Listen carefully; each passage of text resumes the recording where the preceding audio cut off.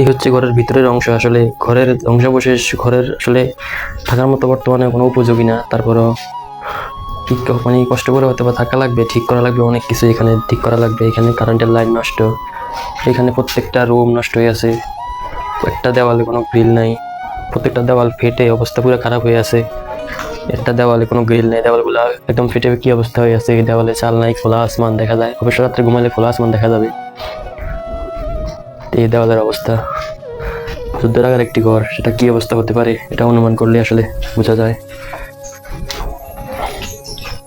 এই একটা জানালা ঠিক নেই,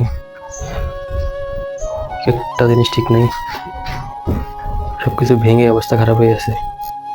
এদিক দিয়ে পানি পড়ে, পানি এসে অবস্থা পুরো খারাপ হয়ে যায়। এগুলো সব প্রত্যেকটা দেওয়াল, প্রত্যেকটা দেওয়াল। তোমরাই বলো বন্ধুরা, এখানে কি আসলে থাকা যায়? প্রত্যেকটা দেওয়াল অবস্থা খারাপ। এই দরজা নাই, এই দরজাটা শেষ ভাঙা, দরজা নাই। এই সিঁড়ির অবস্থা।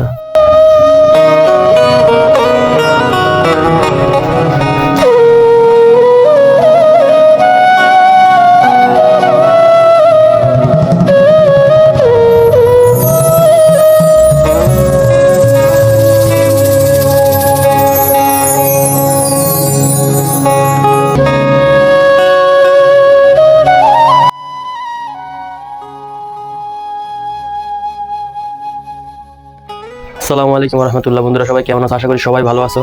আমাদেরকে বলেছিলাম যে আমি আসলে গ্রামের বাড়ি দেখাবো, তো ইনশাআল্লাহ আমি দেখাতে সক্ষম হয়েছি। আলহামদুলিল্লাহ, তোমাদেরকে দেখাতে পেরেছি, আমি শুকরিয়া দেখে জ্বালাতে পারি।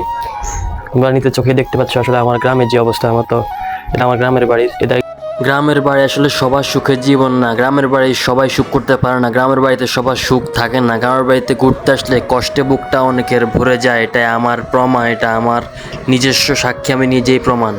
প্লিজ সাবস্ক্রাইব আমার চ্যানেলটা, তোমাদের সাপোর্ট আমার অনেক প্রয়োজন বন্ধুরা।